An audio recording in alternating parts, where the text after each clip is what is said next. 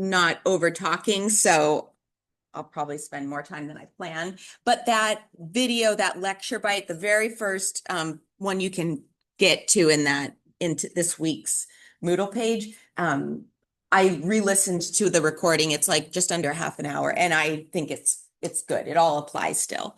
So I would utilize that. And then we'll record this, which is just pretty much what that recording already is. It's just going to be me kind of reviewing it again. And then what's going to be new is the medication PowerPoint. So that's the one that I'll spend a little bit more time on and going over all the different meds for cardiovascular disease. And that portion used to be, I used to have a guest speaker, Dr. Beggart. So if you notice there, I guess there's in the notes section, there's a comment that says Dr. Beggart, and you guys might be like, who's that? Well, that was a pharmacist that worked here for many, many, many years, and he taught the medication portion, but then he left Pacific. He went back to being a full-time pharmacist. And so now I just go over the meds. But we do still have one guest speaker, and I think it's next week, actually. And it's Dr. Fortner, Jeff Fortner, and he does the GI unit. So I'll go over, I'll either just upload a pre-recorded sort of disease physiological type, etiology, physiological, kind of like what's going on in the gut, kind of a PowerPoint that you want to listen to and watch. And then he'll present the drugs for the GI. And I think that's next week. And he's really good. He's really fun. It's fun to hear an instructor from a different department. He's from pharmacy, so he's used to pharmacy students. But he does a really good job. And he's done that for years. He's taught that lecture for us for years. So that's what's going on there. You guys probably saw the worksheet. I uploaded the worksheet, and that is pretty straightforward. I think you're just filling out drug tables. It's just going to help you get familiar with the cardiovascular drugs. So just in each box, just put one drug, and the instructions, I think, were pretty self-explanatory, but let me know if you have any questions about that. And okay, so we'll go to the cardiovascular system. What we talked about, or the objectives for today, are to talk about several different cardiovascular diseases. Mostly we're going to focus on hypertension is a big one, because we'll see a lot of patients with hypertensive medications or who are hypertensive. Heart disease in general, some different, maybe congestive heart failure, atherosclerosis, angina. And then we'll explain a little bit the role of cholesterol, but I don't actually really go that deep into it. But we'll just kind of talk a little bit about what happens there. And then this PowerPoint we talk a little bit about the RAS system, but I feel like it makes more sense in the next PowerPoint, where I'll talk about the actual drugs that you can see in that one big diagram of the RAS system, and it has all these different, it's loaded with information, but I feel like it's easier once we actually talk about the drugs. So that'll probably clear up a little bit. And then learn a few cardiovascular medications like for angina and congestive heart failure in this PowerPoint that are not in the other PowerPoint. So these drugs are still ones that you want to memorize, but they're just not in the other PowerPoint. So that's why I kind of make a special point to say the drugs in this PowerPoint, make sure you memorize them. Okay, so what makes up the cardiovascular system? It is the heart and then all the blood vessels associated. And then what is the function? It basically is just moving everything around that your body needs. So all the nutrients, all the oxygen, our immune system, moves around all of those disease-fighting immunological molecules and cells, removes waste, transports hormones or different chemicals. So it's life, right? We have to have it. So I want to get rid of this guy here. Go away. There we go. Okay. So the cardiovascular disease, there's a variety of diseases that can affect the heart and the blood vessels, but essentially it's just things aren't working right. So whether or not it's weakness in the pumping mechanism, whether or not it's clogged, with lipids or inflammation, and then things build up around it, whether or not it's an electrical issue. So there's some kind of atrial fibrillation or something, some kind of skipping in the beat or an irregular heartbeat. So something is it's system failure. And we've already named some of those cardiovascular diseases. So it is a leading cause of death. A lot of people die of heart disease every year. That does not seem to be improving. There's some statistics there. And for risk factors, it's we kind of know this. We do know, unfortunately, older men do tend to have a higher risk of heart disease, but really women can have a lot of risks as well. And there can present very differently. A heart attack in a woman can present very differently from a heart attack in a man. And so oftentimes they'll be like, oh, men are at risk, blah, blah. But really, women have to be very thoughtful about it too and mitigate their risks as well. But some of the main ones that come up always are like family history. High cholesterol is talked about, although I've seen more and more information about different doctors' kind of ideas about the role of cholesterol and how much is too much, or, so that feels like in the medical community a kind of a hot topic, but that historically has been something that they have attributed to heart disease. Hypertension, cigarette smoking, physical inactivity, obesity, diabetes, we know for sure has a direct link. And then stress, mental health, or I was going to say physiological, but that's psychological, but mental stress, depression, high anxiety, those things can also increase your risk, not necessarily cause a heart attack, but just on top of other things could increase risk. So we do have, this is probably a good one to kind of star and just be aware of. So some contraindications to dental care around heart disease. So generally we wait 6 months after a heart attack, or a myocardial infarction is a heart attack. And generally speaking, we'd wait 6 months. If it was a very, very, and when you guys go out into the world and you're in an office, you're going to find that there are some variations. If somebody had like a very, very mild heart attack, I don't know if any heart attack could be considered mild, but I suppose if they do and they get a total clearance from their dentist, or not from their dentist, from their cardiologist, and they come in just for a routine cleaning and they're not scared of you, they're happy to see you, maybe you'd see them at 4 months or 5 months, but in general, there's a waiting period. And the other things that are absolutely contraindicated and need medical clearance is if there's uncontrolled high blood pressure, uncontrolled arrhythmia, unstable angina, uncontrolled heart failure. So anything in the heart department that is not well controlled with medication, and they're seeing their doctor, they're under regular care, anything that's outside of that, then it's going to be a contraindication, or it's at very least going to need some massive documentation for medical clearance. For our vasoconstrictors that we use, the epinephrine, we use it with caution, but I don't know how many of you listened to the recording already, so I won't belabor the point, but essentially we make epinephrine and we make more of it if we're afraid or in pain. So so you do have to kind of balance those two things where, am I going to cause a lot of anxiety and pain? And is this person going to create epinephrine inside of their system out of fear and anxiety and things like that? Or do I give them a little local anesthetic with some epinephrine and have better pain control? Now, you can also use mepivacaine plain. You can use it with no epinephrine at all. You can cap it at 2 cartridges of lidocaine with epi. I mean, there's lots of things. So we generally say if somebody has a heart condition that we're concerned with, we'll either eliminate it, just do mepivacaine, or we'll cap it at 2 cartridges. So it's not a total contraindication. We just are cautious. We want to know how controlled they are, and we want to know what we're giving them and how much.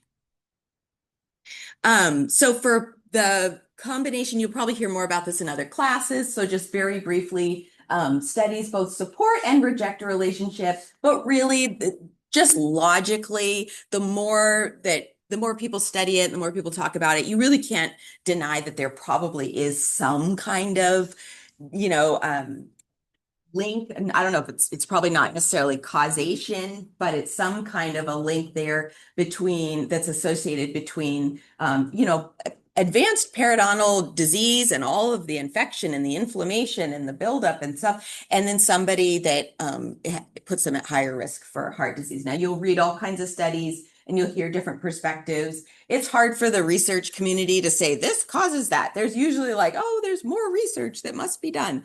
But just logically speaking, we know that, there's all of this open pathways to the blood system from your mouth. And if you have lots of infection and lots of inflammation, that's going to affect the whole body. So maintaining good oral hygiene is important for those with cardiovascular disease. Okay, hypertension defined as sustained elevation in arterial pressure. So the pushing of the fluid against the walls of the blood vessels. So arterial pressure due to the amount of blood inside the vessel greater than the space is available. So you only can have so much blood in your arteries and it be the right amount. And then if you just have a higher volume, that comes out as, a higher number reading when you take blood pressure because there's the fluids pushing against the walls harder. And then you just want to make note of this, the blood pressure categories, and just make note of and you've probably heard this in other classes too, but the and the or. So if somebody is normal or elevated or in stage 1, these numbers, it's like this and this or this or this. So if they're in the yellow, but they're in the orange here, they're automatically in stage 1. So it doesn't matter which one. So just you want to kind of get familiar with that chart. Know your blood pressure and what to do about it. So this is just another figure that I liked, has some information, normal blood pressure, elevated, high blood pressure, stage 2. It just kind of talks about, some basic overviews of maybe how to talk about it with patients. Gives you just a different way to read through it. Okay. So blood pressure is regulated by the sympathetic nervous system and the kidneys. So that's what we'll talk about a little bit when we talk about the RAS system. We'll just kind of show how the kidneys plays into it. But people with chronic kidney disease, they are going to have a much, much harder time with their blood pressure. And controlling their blood pressure. And we learn a little bit more about that in special needs next semester. We'll learn more about that. But when you think blood pressure, you can kind of, a lot of times you can think kidney disease or kidney function, not necessarily kidney disease, but kidney function, kind of like how when you think diabetes, you can think they're higher risk for heart disease or perio. So there's some things that are just really more linked. And blood pressure and kidneys are one of those things. So which receptors regulate the blood pressure? We know A1 for those smooth muscle, vasoconstriction and vasodilation. And then we also know for B1 for contractility and the how hard the heart beats, beta 1.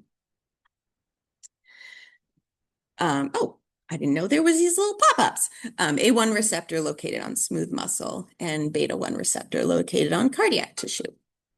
Okay, as the body demands for oxygen, so for hypertension, as the body demands for oxygen increases, the blood vessels contract or dilate to direct blood to wherever the body needs it. So it'll, some vessels will open up, some vessels will close down to try to get the blood to where the body is asking for more oxygen. So hypertension is when the force of the blood pumping through the arteries is too strong. And it's basically like a mathematical equation of cardiac output, peripheral resistance, and blood volume. And when we go over the PowerPoint that focuses just on the meds, there's a little flow chart that kind of highlights this, how each of those things kind of add up to affecting the overall blood pressure. Okay, this is the RAS system. And I know it's like, oh my gosh, do I have to memorize this? You guys have to draw this out. I'm just kidding. Like, I'll give you a blank sheet of paper on exam day and I'll say, draw me the RAS system. No, I would not do that to you. But so the RAS system stands for renin, which is kidneys, and we're in the kidneys, angiotensin. And it does kind of help to kind of memorize the name of it because the medications for blood pressure sort of cross over here. And so some of those, it'll just kind of help you. But renin, angiotensin, aldosterone system, that's the RAS system.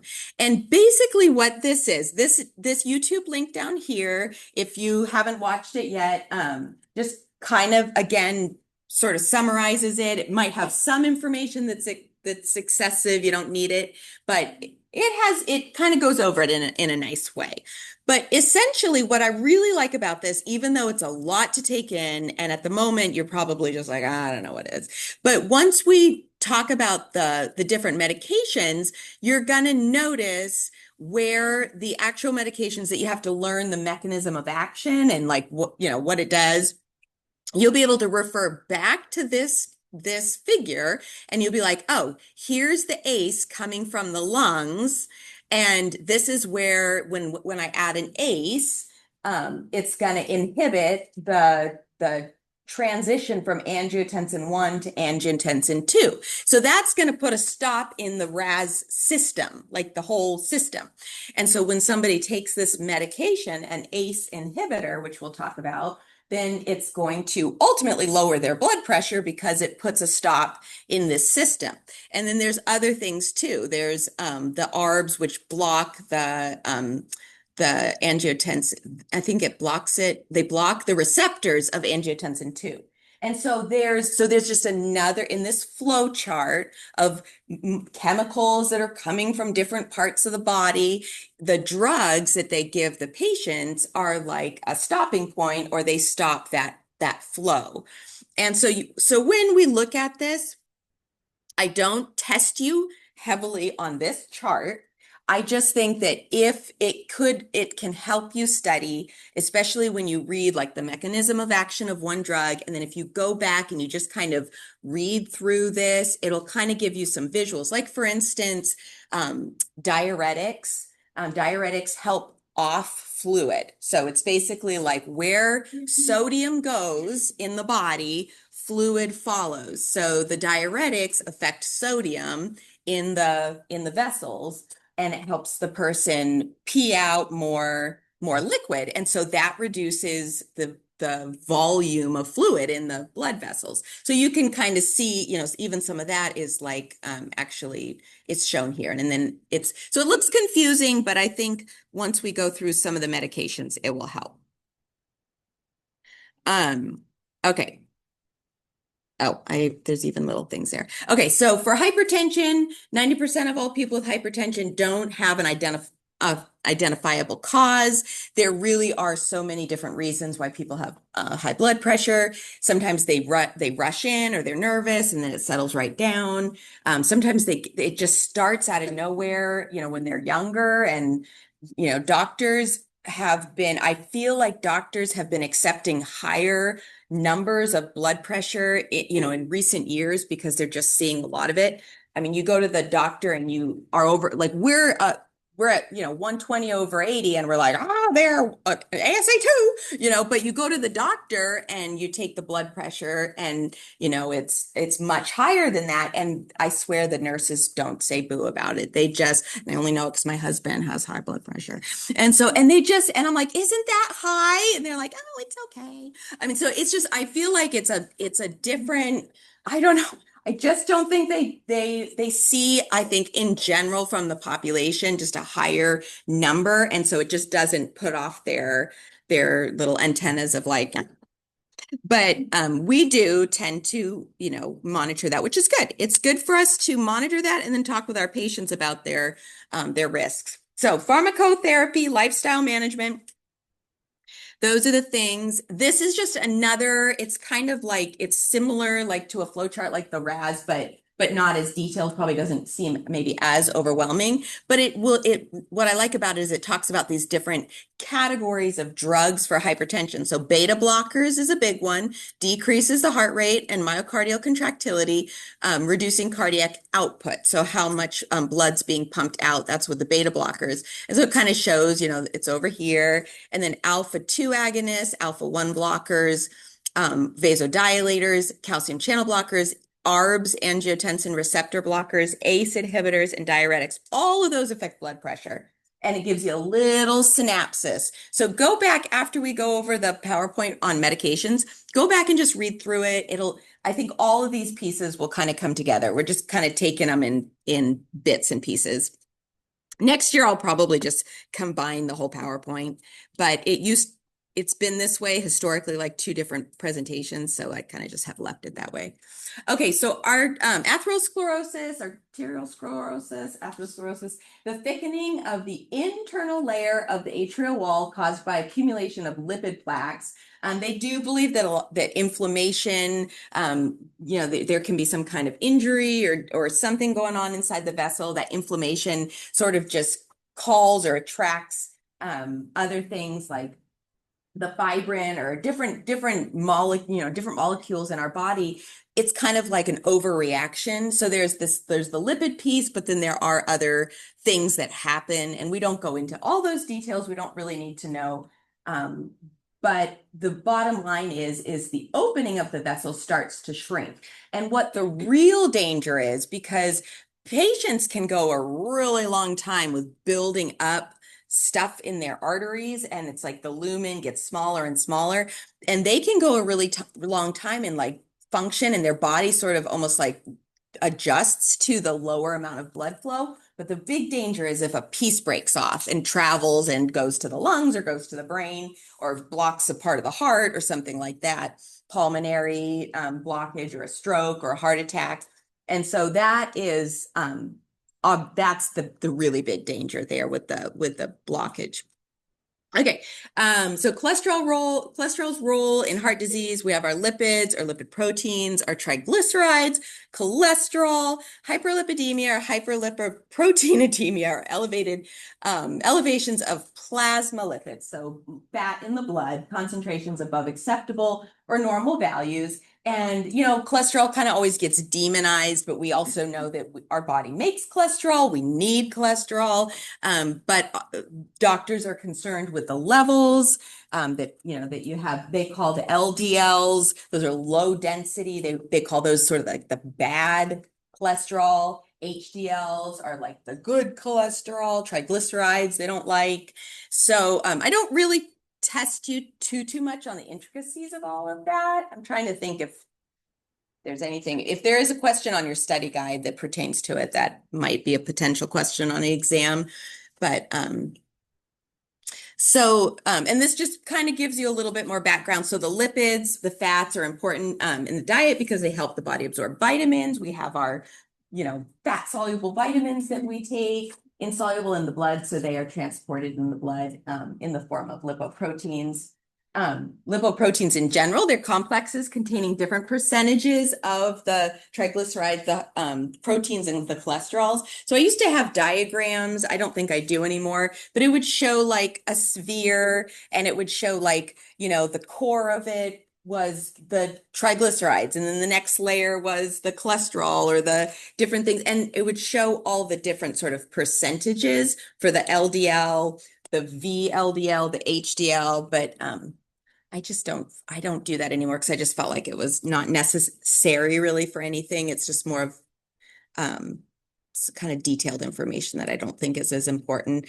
But that is triglycerides are synthesized in our liver. And then cholesterol mostly obtained from the diet, but it's also made in the liver. So the liver has an important role to play with the hyperlipidemia. Okay. So, here's this. I didn't even know this slide was still here. So VLDL, very low density, LDL, low density.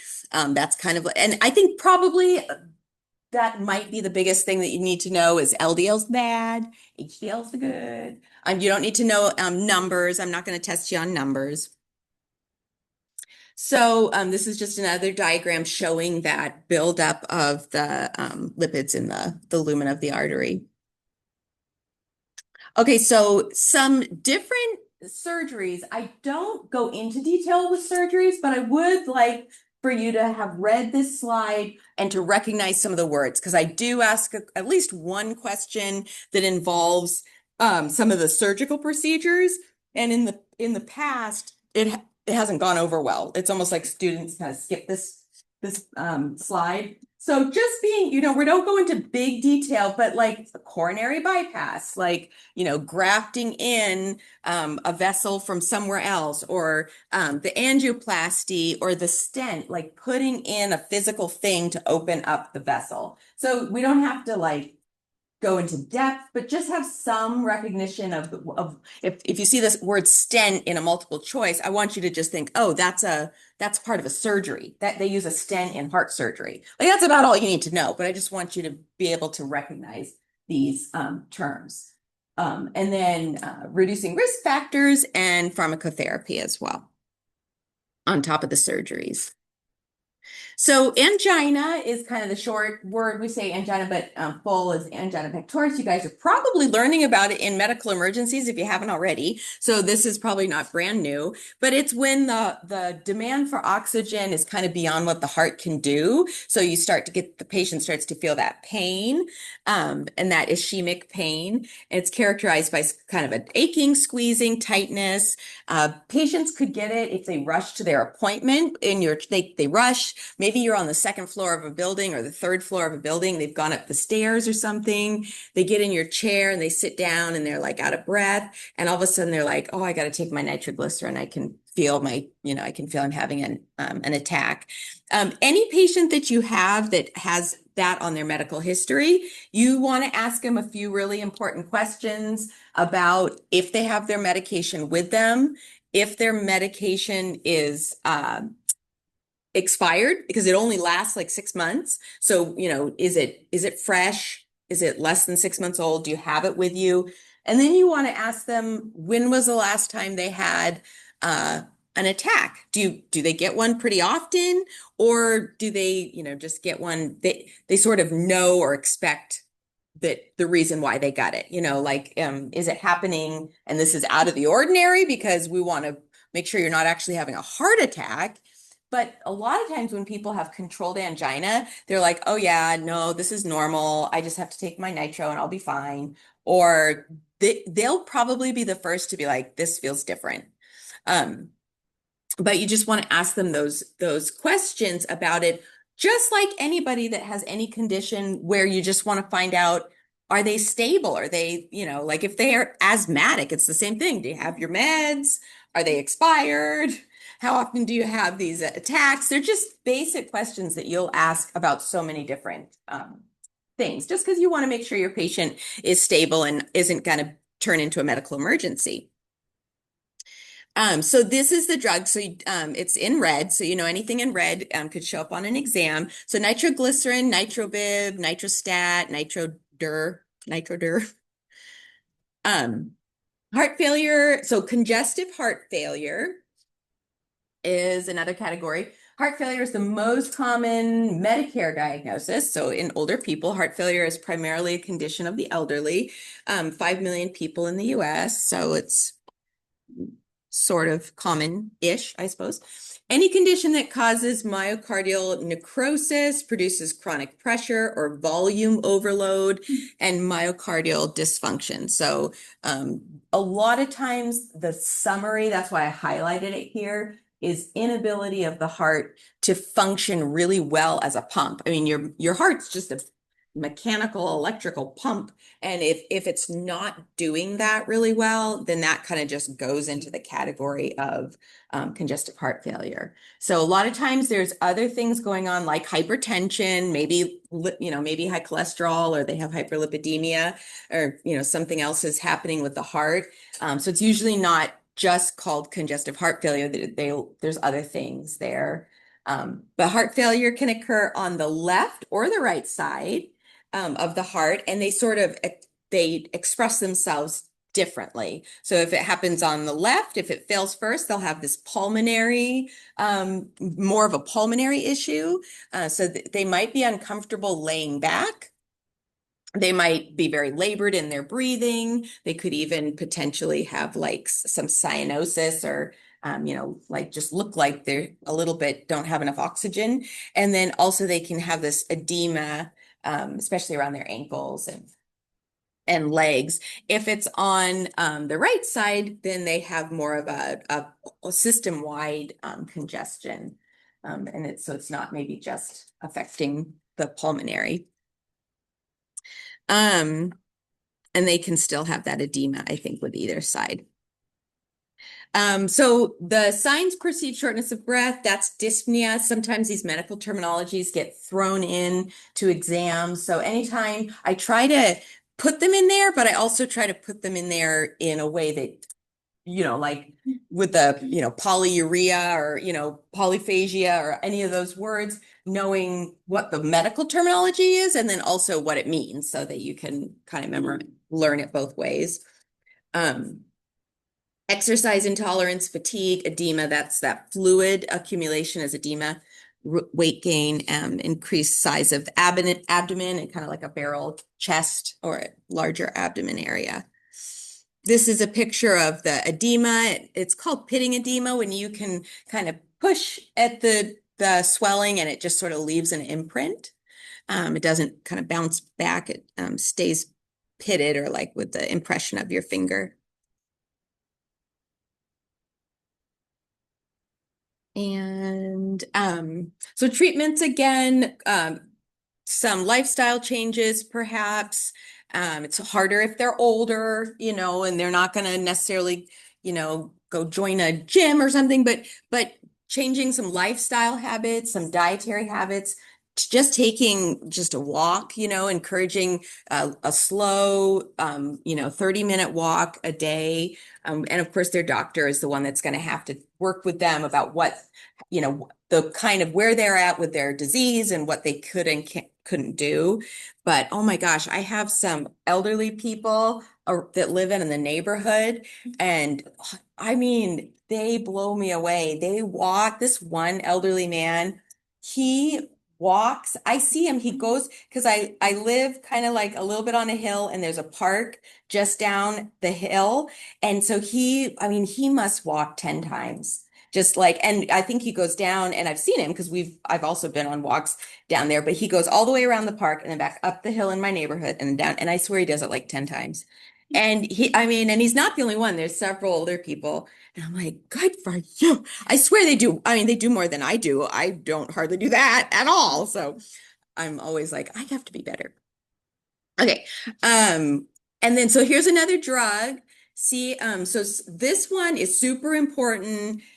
I'll talk about it again in like special needs, but it's one that it's an old drug. It's been around forever, but they love, and maybe they don't do it as much, but it used to be a really popular one for the national board because it affects anything that you'll find that anything that has a really super direct link to the oral cavity, they're going to love to pick that drug and ask you about it on the board. So it's usually pretty self-explanatory because it's not going to be some obscure drug that really doesn't affect your life. It's going to like directly affect your life. So this drug, digoxin, is one name. Digitalis, does it not say digitalis? Digitalis is another, I think, name, but digoxin is the generic. But this drug can it can affect the GI system, which therefore can make patients feel more gaggy. So that's just, it's one. Even when I was a student 3,000 years ago, they literally talked about this drug, and I swear it was a question on the national board. So it's been around for a long time, and you also have to be cautious with local anesthetic and epinephrine. A lot of times when somebody's taking digoxin, they are also taking other drugs. They're taking like the vasodilators or some kind of a high blood pressure medication. but it's just one that and I don't really, basically the only way I ask it is I'll either use digoxin specifically, digitoxin. I think I would only refer to it as digoxin or digitalis. Those are the only two ways because those are the most common ways that I've seen it. Even in papers and things like that. I've never seen anyone just write like linoxin and then you'd have that Novo digoxin. That one might be easier because you can actually see the digoxin in the word. So that one would probably be easier to remember, but yeah, so that's a drug you're going to want to remember. Okay, then for arrhythmias, various abnormalities of the heartbeat, antiarrhythmic agents are divided into four groups. The specific actions of these are really more than what we need to know. So basically when it comes to, and I actually talk a little bit, we don't really go into it too much in farm. I actually talk a little bit more about arrhythmias and dysrhythmias in special needs. So we actually just almost do a little bit more of a deep dive into it. But Dr. Begert, when he put together this PowerPoint, he didn't really talk too much about the drugs for the antiarrhythmic drugs. And so I don't really test you on it very heavily. So we don't really go into a lot of detail. But if somebody writes it on their medical history, then, you want to, obviously we always record pulse and the blood pressure and all these things. And we want to ask them about what kind of arrhythmia they have and if they're drug therapy and if they took their medications and just make sure that everything is stable and as it should be. And then sometimes patients with arrhythmias sometimes can be on blood thinners also. So if they are on a blood thinner, then you just want to think about that as well when it comes to their clotting time or if they could bleed a little extra when you clean their teeth. Okay, so here's some kind of things, and we'll come back to these when we talk about the meds. But what type of cardiac medication can cause gingival overgrowth? You probably don't know that yet because we haven't talked about the medications. But was it on? No, we haven't. That's in the medications unit. So come back to this and make sure that you can answer that question because that's going to be an important question. And then what type of cardiac medication can cause lichenoid reaction of the oral mucosa? We'll learn about that in just a minute after we take a break. And then kind of understanding what a lichenoid reaction is. You guys know about from your EOIO, you know about lichen planus, some of these abnormalities, kind of like the white lacy look that can happen on the inside of the buccal mucosa. So that's why they call it a lichenoid because it's like it looks like lichen planus, but it's a reaction to one of the high blood pressure meds. So we'll learn about that in a minute. And then also you want to know how many cartridges of local anesthetic can be safely administered to a patient with a cardiac condition. Basically, the answer is 2. Certainly if a doctor feels that a patient is super stable, mild heart condition, they probably would deliver more than that to whatever they feel is safe. But for us, we really have no reason to go above 2. And we might choose to not even do that much, or we might choose to do mepivacaine, but 2 is the right answer for that. Okay, good. So I kind of did just probably repeat everything that was on that lecture bite, but the lecture bite might have even some better information too. So I would encourage you to go back and watch it if you haven't. And I'm going to give us let's do like a 10-minute break and then we'll come back and do the medications.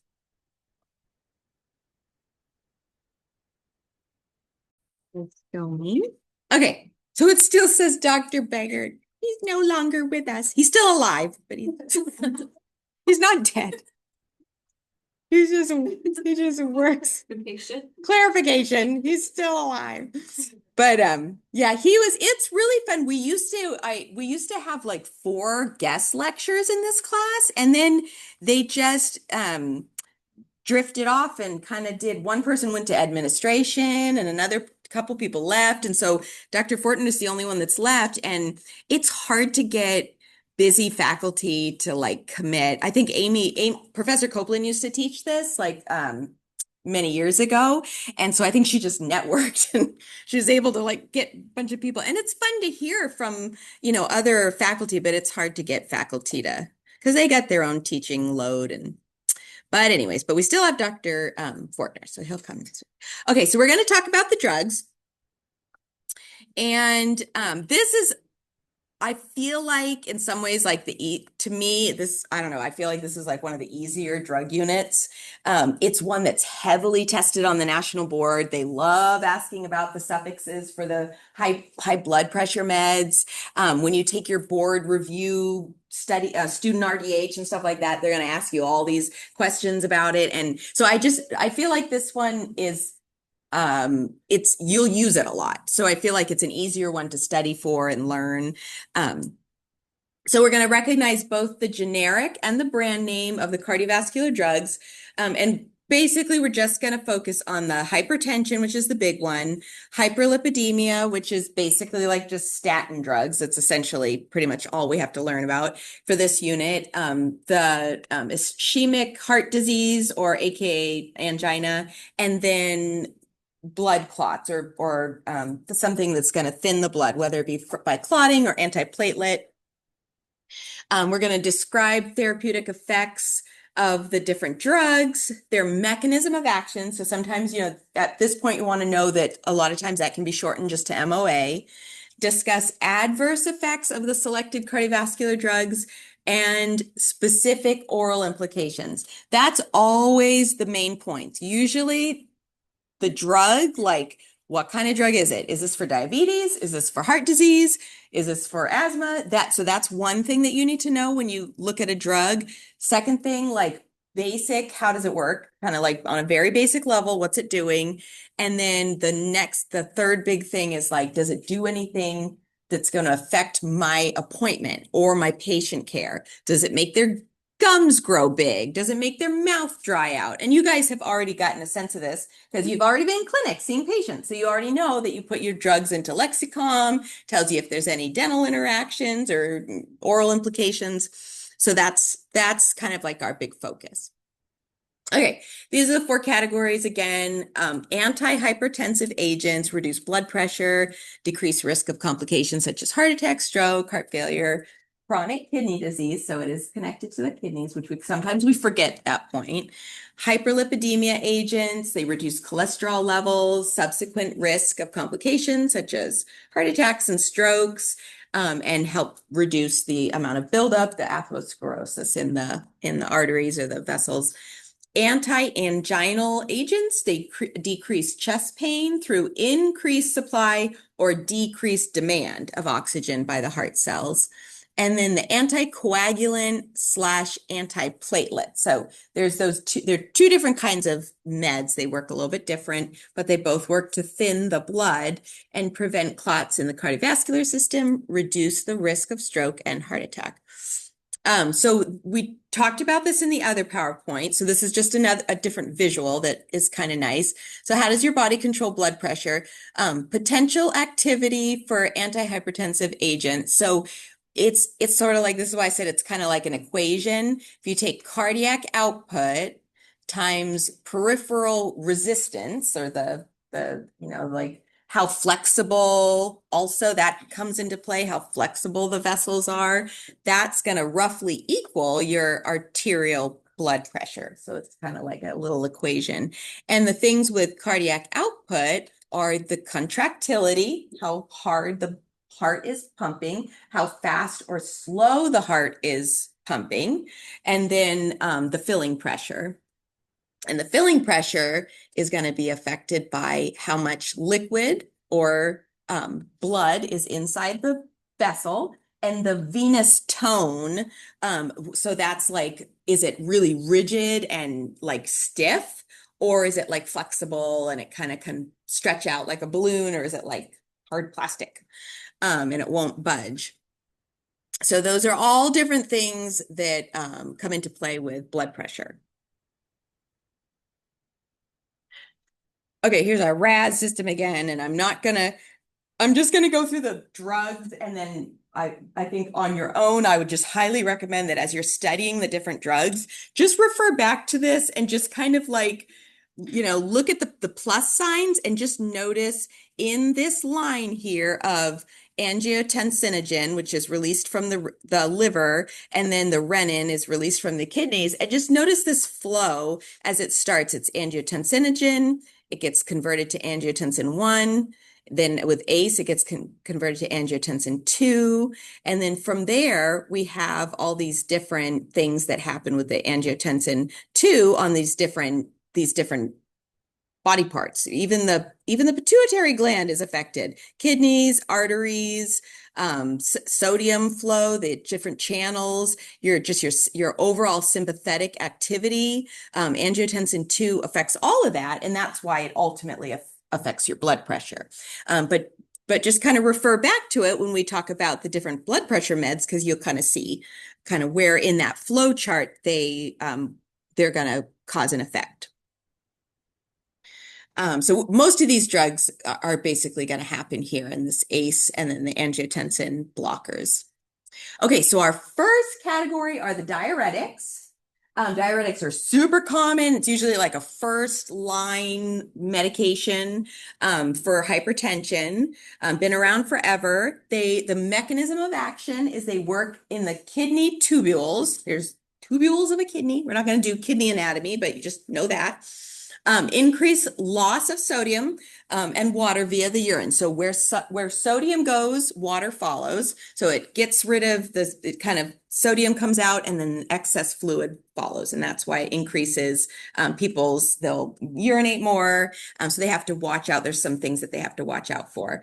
Counteracts the body's normal way to increase their blood pressure. So it's going to just kind of go against that natural way of increasing blood pressure. There's three main categories that you're going to want to memorize, but I'm only going to make you memorize one drug out of every category. And I promise you there's more than that. So for the thiazide diuretics, you're going to want to know hydrochlorothiazide. A lot of times you'll see it just as HCTZ. It's a very common diuretic, hydrochlorothiazide. And then for the loop diuretic, Lasix is just a fairly common one. Furosemide or Lasix is the brand. And then and you want to know these names too. Potassium sparing diuretic. Aldactone is one that's a potassium sparing. So on an exam, if you potentially got a question and said which of these drugs is not a diuretic, and one of them said something like sodium sparing diuretic, then that would be the wrong answer, or that would be the right answer because it's a wrong answer. Does that make sense? Did I just confuse everyone? So if there's a multiple choice and it says thiazide, loop, potassium sparing, sodium sparing, and then the question is which one is not a diuretic, the correct answer would be sodium sparing diuretic, right? Because that's not a thing. So that would be the correct answer. So my point is, in my weird roundabout way that doesn't seem to be very clear, is I want you to know these terms. So I want you to know those classes: thiazide diuretic, loop diuretic, and potassium. And then if something is thrown in there that doesn't match, that's your oddball. That's the one that you're gonna circle as the wrong answer for a multiple choice. Adverse effects. Adverse effects are electrolyte imbalance, just because there's going to be more fluid loss. And so with more fluid loss, they could lose, on top of the sodium, they could lose the potassium, magnesium, calcium. So they have to watch that. And then here we have that lichenoid reaction. So lichenoid reactions are going to be more common with the diuretics. The thiazide and the loop diuretics are going to cause it the most often. And it's just going to kind of look like an oral lichen planus.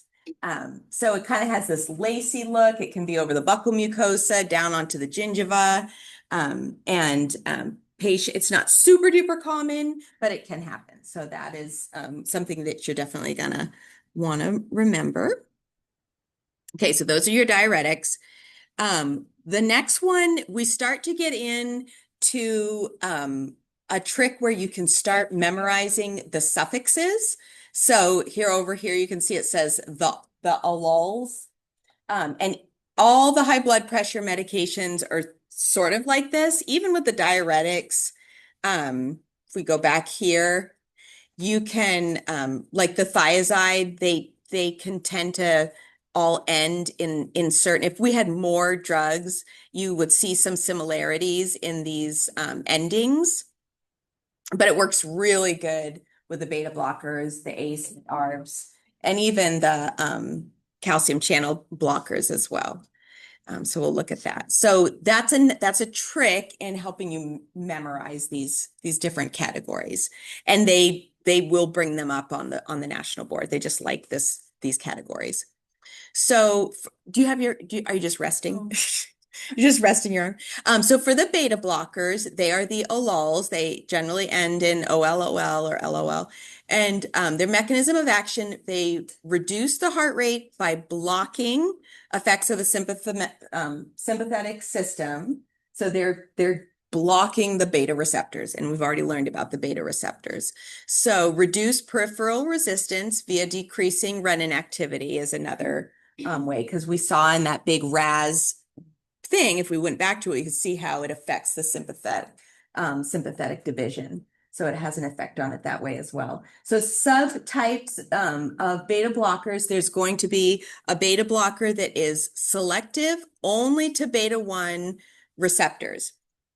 So some medications will not really have an effect on the beta-2. They'll just be targeted and they'll just head right over to the beta-1. Those are also called cardioselective is another term that they use. And an example of that is metoprolol. I usually can say that better, but metoprolol, I don't know why. My brain doesn't want to say it. Lopressor, atenolol, or Tormin. So those are, when it says selective, it's selecting just for or interacting just with beta-1. And then many beta blockers are non-selective. So if they are non-selective, then they could affect beta-2. So that's lungs, but there's also some effect on the heart. Because remember, receptors are weird because they are predominantly, we talk about it in one area, but really there's like receptors all over the place. And so a lot of times we'll talk about a receptor having a certain effect and it being in a certain area like beta-1 heart, beta-2 lungs, but there are other receptors in other places.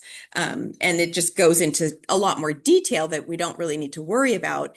But if it's non-selective, it's gonna hang on to either one of those receptors, a beta-1 or a beta-2. And then there's propranolol or Inderol, that is a common one, propranolol. And propranolol is one sometimes that they will prescribe for anxiety or like stage fright or like occasional anxiety. Because it slows the heart rate. Mixed beta alpha blockers is another category, and carvedilol, Coreg, that's another one, or labetalol or normadine. I say these sometimes like in my office to practice, and I say them so much better, and then I come up here and I'm like, blah, blah, blah. I don't know, stage fright. Normadine, I don't know. Okay, so some dental hygiene implications are always super important to pay attention to. Blood pressure may be more sensitive to epinephrine if they're on a beta blocker. So you just have to be cautious. You don't have to be terrified and not give them any epinephrine. But if they do have a uncontrolled high blood pressure, they're taking a large dose of a medication, they tell you, yeah, my doctor's having trouble, we've been trying different meds, maybe just be more cautious, maybe use Pivocaine plain. So you're just going to make note of it. You can always talk to your doctor when you're out in practice if you're not sure what to do. But it's that implication with the epinephrine is most concerning if they're on something like a propranolol, like a non-selective beta blocker that's going to have a little bit more of an effect. Okay, so here is sort of an example because that's a lot of different categories. So we have all of these drugs coming, he's when I did not even make this PowerPoint. So somehow he got this fun little thing in here, but all the different um agonists, we have the epinephrine, norepinephrine, and then we also have the receptors. So we have beta 1, beta 2, alpha 1, and then he's got the little things pop up. So beta 1 heart, beta 2 lungs, smooth muscle. And then it just shows what naturally happens in your body. So these are natural molecules, your endogenous hormones and molecules increase. So we have epinephrine or norepinephrine, increase contractility of the heart, increase heart rate, increase the whole renin system. It just works better. For beta 2, those same molecules relax, they dilate the bronchioles. That's why we'll learn about beta 2 agonists with asthma. It kind of opens up the bronchioles. Smooth muscle relaxation of the blood vessels. That's why we also get some blood pressure effect with beta 2 as well. And then alpha 1, same molecules, epinephrine, norepinephrine, they constrict the arteries when the agonist is connected. So that's all just your normal, that's what your body does. And then if we go ahead and we add in medication, if we add in a beta 1 selective blocker antagonist into the mix, we have metoprolol, I can't say it today, and that's gonna go into the beta 1, it's gonna block it, so then it's gonna do the opposite of all those things. Instead of increasing contractility, it's gonna decrease it, it's gonna decrease the renin release, it's gonna do the opposite if it's a blocker. Same thing, but because it's selective for beta 1, it's not gonna have an effect on beta 2, and it's not gonna have an effect on alpha 1. And then for the non-selective beta blocker, this one will go on any of them. So it's going to do, you have all of your endogenous chemicals there. And then we have propranolol, and it fits in both beta 1, it fits in beta 2. So it's going to be an antagonist for both of those. But it does not fit in alpha 1. So it doesn't affect the alpha receptors. So it's just a visual of how the medications work with those different receptors.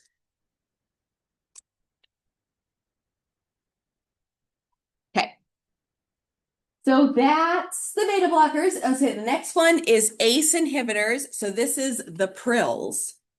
That's the synonym or the suffix is the prils. So mechanism of action inhibits ACE. ACE stands for angiotensin converting enzyme. You need to convert it from angiotensin 1 to angiotensin 2. And you need that ACE to come down and be the converter. But this is going to inhibit that converter. So it's going to stop that process from converting from angiotensin 1 to angiotensin 2. And if you go back to that RAS, we learn about it here on the slide, but then you can go back to that big system and you can see it, and it kind of help you remember it a little bit. So therefore it reduces the production of angiotensin 2 since it stops it from converting. Examples of those drugs are enalapril, Vasotec, lisinopril, Zestril or Prinavil, and benazepril or Lotensin. Adverse effects for ACE inhibitors are hyperkalemia or increased potassium in the blood, teratogenic effects, so birth defects, so that young pregnant women would have to not be on this, or if you want to get pregnant, have to talk to your doctor about an alternative blood pressure medication. Dry cough is pretty common with ACE inhibitors, and angioedema, which can be pretty severe. It can be very disturbing, and like everything swells, lips, tongue, even up to the eyes. Some pictures, if you Google different images of angioedema, it can be crazy. And it's not super common, but it can happen. And it usually happens at the beginning of taking the medication. So it's not like somebody would be taking an ACE inhibitor for a long time and then all of a sudden they would get it. It would happen in the beginning, and they would probably go to the hospital because it would be scary. And And then they would see that, they can't do that. So that's probably the most direct oral implication with ACE inhibitors is the angioedema.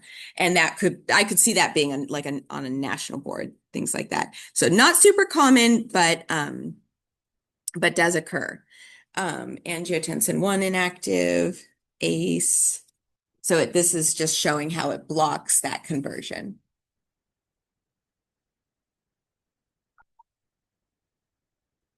I love all those little animations.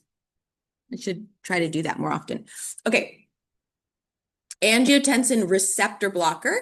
So it's just the drug is going to go to the receptor or the little, instead of it being an alpha 1 or a beta 2 receptor, it's an angiotensin receptor. So the drug is going to find its way to that receptor and sit in it so that the natural process can't occur. So it's going to put a block in that way. So mechanism of action blocks angiotensin 2 receptor. Pretty easy. It says it right there in the name. So if you remember what ARB stands for, you essentially know what the mechanism of action is. So that one's pretty easy.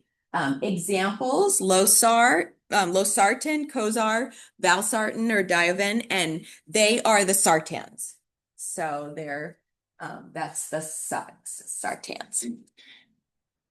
The adverse effects, there is less cough, dry cough compared to the ACE inhibitors, less angioedema. There still, though, is a hyperkalemia and teratogenic effect. So you have to be careful, not taking it if you want to become pregnant. And then the hyperkalemia. There's not a lot of oral side effects with the ARBs, so they tend to be more well tolerated. And then this just shows the medication going in and blocking the receptor.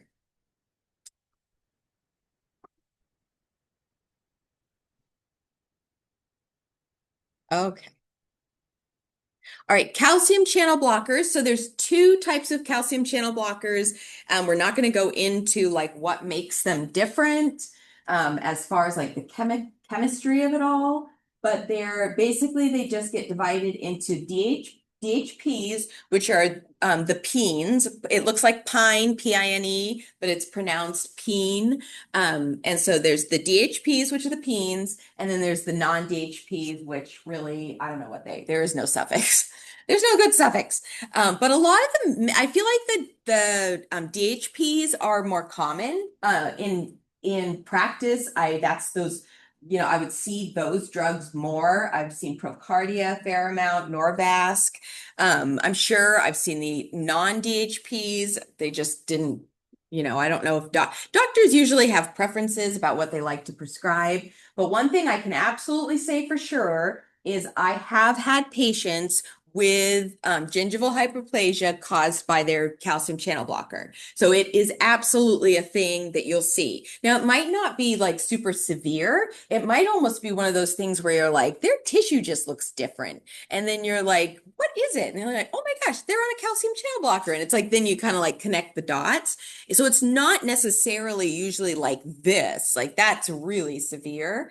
I had a older woman as a patient. I could just tell her gums were just different and they looked different, little bit of overgrowth, and her pockets were deeper because of it. And so, we talked about I told the dentist, I said, something's going on there it's probably related to her meds. And so then he said, you might want to talk to your physician about changing the meds. Next time she came back, she's like, no, my doctor doesn't want to change my med. And that's very common, and so you just tell them to keep up on your oral hygiene, floss, maybe use a toothpick, something that you can get up into the pockets, and come see us maybe more regularly, so you just try to work with it. But they could have it more severe, like that. I would call the case that I had mild to moderate. This is more severe. But the mechanism of action is it dilates the arterioles, it reduces the heart rate, so it's going to slow the heart from beating too fast and pumping more fluid faster, so it's going to keep the pressure on the vessels, so it's going to reduce that pressure by not pushing against the walls so much. And then you're just going to want to have to, flashcards is the best. I know this all feels kind of oh, there's so much memorization, and there really is. But flashcards are a great way. Put, calcium channel blocker, DHP peens on one side, and then put Norvasc on the other, and then just go through your flashcards, test each other, and yeah, kind of. What? I mean, specifically all of that and that, why I think they connected. Do I have it in my notes? It is a reaction that's going to be harder to explain or wrap our minds around, and it does not happen with everybody. So it's on a cellular level, just the way any side effect happens, just like some medications can cause, just weird things like, xerostomia is very common. But that doesn't happen to everybody either. So it's just the way some, if the chemistry of the drug sits on some receptor or has a tendency to like not metabolize, or there's something in their body that reacts to it, then it's going to do it. Is it more fluid? No, it's like growth. It's like literal growth. I was wondering if I had any, I love that your brain wants to know because I think that's such an important thing. It does happen more specifically with the procardia specifically. So there's something in the chemical makeup of that drug. Cessation of treatment is not. Um, There's in the notes, it's talking about how there's I think this is a note that Dr. Beggard probably put in here that we just don't need to know, but it's an interaction with antibiotics that can be really dangerous. So that's what's in the notes if anybody wonders, but I'm not going to test you on that. But let me see, let me look into see if I can get like a simpler explanation of what's going on with it and then bring it back to you guys. Because there's probably like an easy way to like, without going into big detail, but it's hard with things like that because just like with like angioedema, like it's something very significant that's happening in the mouth, but it's not going to happen with everybody. So it's something about the way the patient reacts causes a cascade of events to happen. So, but let me look into it and see if I can find like a more of a straightforward way to explain specifically what's happening with the gingiva. Because that is a really great question. Okay, so that's the calcium channel blockers. A lot of times we'll just write CCB. You'll see just CCB. And that question about gingival hypoplasia will absolutely be on the exam. So which of the high blood pressure medications is implicated with gingival hypoplasia? You'll get beta blockers, you'll get diuretics, you'll get CCB, you'll get, whatever else, ARBs, and then you're going to circle calcium channel blockers as the correct answer. Guaranteed that's a question on the exam. Okay, general dental implications for antihypertensive agents. These affect a lot of those medications. So this is true for a lot of the high blood pressure meds. Orthostatic hypotension, meaning when somebody's been laying down for a while in your chair for an hour or hour and a half or longer in your clinic, but usually about 45 minutes to an hour, and then all of a sudden you sit them up, all the blood kind of like goes, and their system needs to like pump the blood back through and up to the brain so they can get lightheaded. Now this happens a lot with elderly people, but it can happen more commonly for people who are taking high blood pressure meds. So you just have to be really careful, sit them up slowly. All antihypertensive agents, regardless of what they're being used for, can decrease blood pressure. Obviously, that's what they're mainly there for, even if they're being used off label. And then many drugs can also reduce the body's ability to quickly raise the blood pressure when it's needed. So like when someone stands up, and so it's harder for that blood to get up to the brain, and that's where they get that lightheaded feeling. And then so have patients stand slowly, sit them up slowly from the dental chair. The NSAIDs, we haven't talked about that. Non-steroidal anti-inflammatories, those are your ibuprofen, your naproxen, and they might counteract antihypertensive effects of blood pressure med. So they might cause the blood pressure med to not be as effective. So you just have to have some caution with the NSAIDs. And then we have our, like we already talked about, we have the lichenoid reaction, more common with the diuretics, less common with the ACE and the beta blockers. So those are all kind of like just some things sort of generally put into the slide there. All right, so that is it for the blood pressure meds. The next one is angina. It's just got the one. We already know that it's just got the one drug, but this is a little bit more about the pathophysiology. So angina is the heart signal that it doesn't have enough oxygen. So that's where that pain comes from, that ischemic pain. Imbalance of oxygen supply and demand for the heart. So the heart needs more oxygen than it's getting, either because there's not enough oxygen or the muscle is just, it's not, it's just not functioning well. Maybe it's due to some atherosclerosis too, but there's just not, it's not getting oxygenated. Clogged or constricted coronary vessels can reduce effective blood flow, increased heart rate, increasing the workload. So different reasons why it might trigger an anginal attack. Drug therapy for it, for angina focuses just on dilation, opening up the blood vessels, dilating coronary vessels, increasing the oxygen supply, reducing heart rate, reducing the demand, and targeting reducing cholesterol medications such as the statins. And I think it'll list the statins here in just a sec. Okay, so the nitrates, the nitroglycerin, isosobide, mononitrate, isosorbide, dinitrate.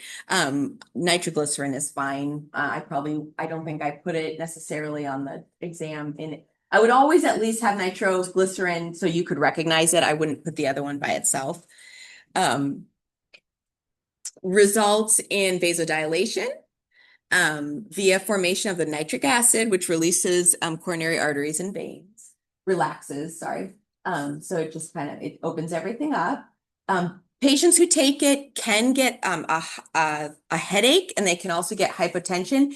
But a lot of times, and I've heard this from patients, they actually like that little headache because that lets them know that it works. If they don't get any kind of a side effect, then sometimes maybe they might be concerned that their medication isn't as potent or it's not doing what it needs to do. So they know that headache is coming and it's sort of a normal part of it. And it's not, I don't think it's horrible, but it's like just a little reaction that's very common. Dry mouth is also, but they don't usually have to take nitroglycerin like super regularly. And so they don't have to, it can cause dry mouth maybe in the short term, but usually not long term. But they can be on other drugs too, other medications that we already covered with the beta blockers or calcium channel blockers, just in general for their overall heart health.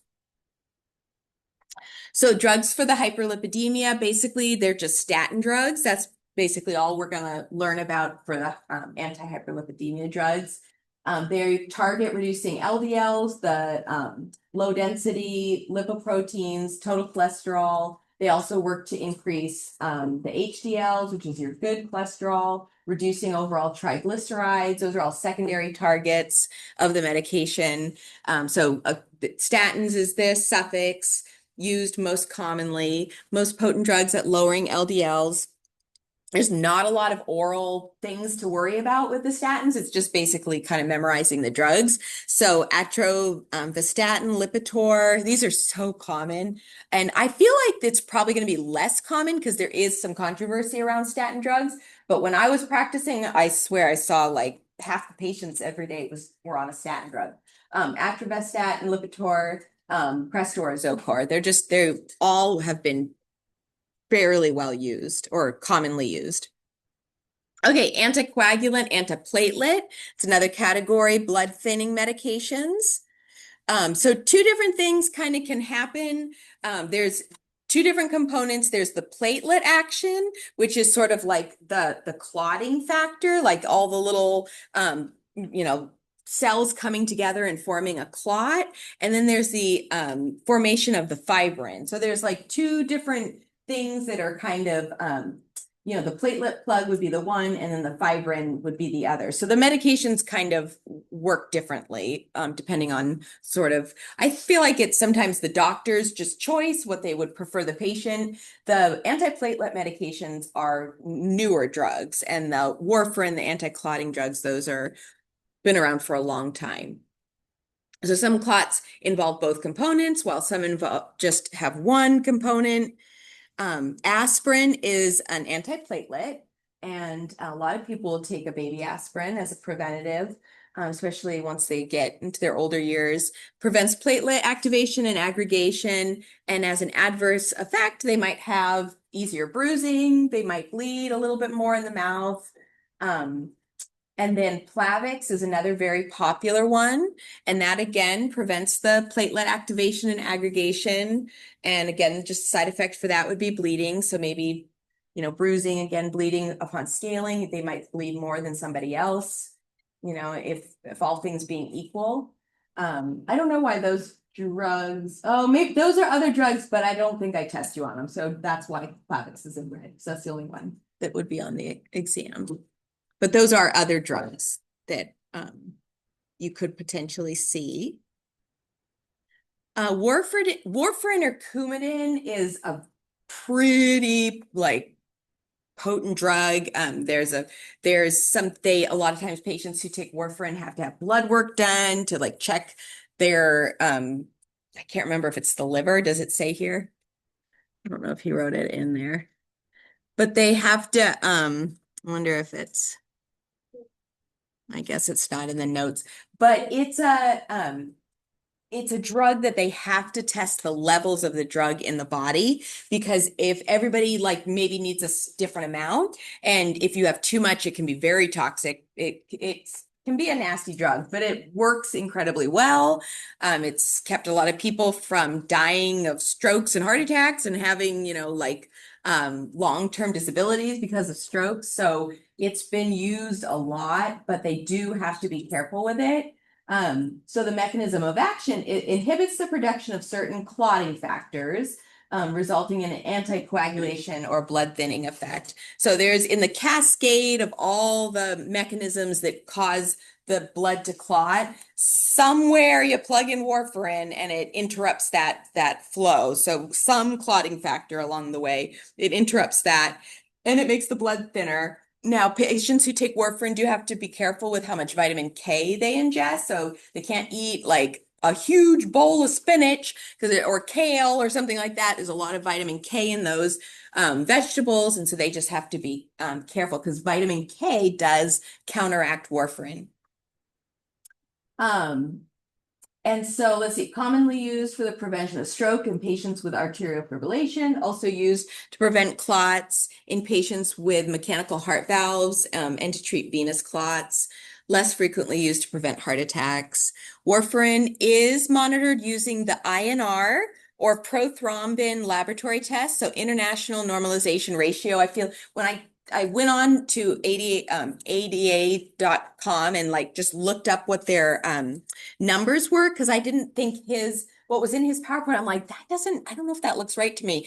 And I think it's just a different way of, I don't know, it might have been older information, or maybe it's a different way to calculate it. But per ADA, if somebody's taking warfarin, you want to know what their most recent INR is. It's a blood test that they would have done, and it would test their clotting rate, essentially, is what you're testing. And you can say, what's your prothrombin time or what's your INR? They're just different tests, basically. They're different lab tests. And if they're I think if it's essentially if they're below 3, they're okay. That's essentially the way and we don't have to worry about it hugely. We do want to absolutely acknowledge it, but as dental hygienists, it's not going to be a major disruptor to our flow of patient care. But if somebody has super advanced perio and they're taking, a high dose of warfarin, we could absolutely see excessive bleeding. And so we would at very least, just like we get their HbA1c on file, if they're diabetic, we would want their INR on file as well, because that's the biggest side effect, is the bleeding. Okay, so warfarin is kind of in a category all of its own. And then we have these other newer drugs. These are new generation. Eliquis is if you circle Eliquis, that's probably of all of them, that's probably the one that I would want you to remember as being another category of similar to warfarin, because that's pretty popular. I've had older patients that have been on Eliquis, and it just works on a different of the clotting factors. It just works on a different part of the flow. And we don't need to memorize that stuff. So don't worry about this chart over here at all. That's just if you like looking at things and you want to see what it says, then you can look over at it, but you don't, I'm not going to pull any questions for the exam off of that chart. So do not require routine monitoring like warfarin. So these are easier for patients to take. So it is a newer generation medication, easier for patients to take. Side effect is still bleeding. And the downside is there's limited reversal agents. So with warfarin, you can reverse it with vitamin K. If someone's in the hospital, they have ways to reverse it. But with these newer generations, they can't reverse the blood thinning as easily. So you kind of have to just wait it out, I guess. Dental considerations for antiplatelet and anticoagulant agents. So these are all some of just the things that we want to think about. Most dental procedures do not require discontinuation of antiplatelet, anticoagulant medication. Rare things would be like, I'm going to have half my teeth extracted and, something big like that. The dentist is absolutely going to talk with the surgeon, or the surgeon's absolutely going to talk with the physician, I meant to say, and figure out, is this safe? Do we need to take them off of their meds? And if they do take them off, they usually would be a couple days before the procedure.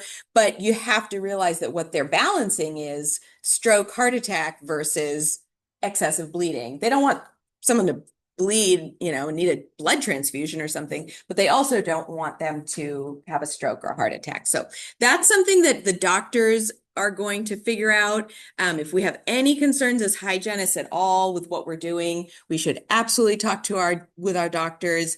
Interprofessional communication, teamwork, talk about what we're doing, our concerns. We can always call their physician, their cardiologist, but generally speaking, for a scaling and route planning prophy, very likely not going to change their meds. I think I kind of said this in my own terms. See, he says shooting for around 1.4. That is true. I actually think I even have that like in some of my special needs. It's like 1.5 to 2. But when I went on the ADA website, and maybe it's the difference between hygienists and doctors just tend to not be as worried about that stuff. They said anything below 4. So it's a little bit more of a band, a little bit higher of a number. And then these are all drugs. Don't worry about these drugs. He was just sharing some extra information. These can be discontinued 2 to 3 days prior to surgery, but just don't worry about those drugs. Faster onset, 2 to 3 hours after taking, restart at same dose as soon as, don't worry about this step down here. I'm not going to test you on any of that stuff.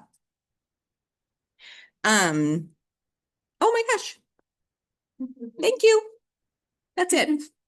So I know that's a lot, but I promise the blood pressure medications are not as hard, especially once you kind of think about them in categories and get yourself some flashcards, test each other. You guys have had lots of, my gosh, with dental science, you've had to memorize all kinds of stuff already. So you got it, but the exams are about half process, physiology of the conditions, and about half questions about the drugs, side effects, and mechanism of action.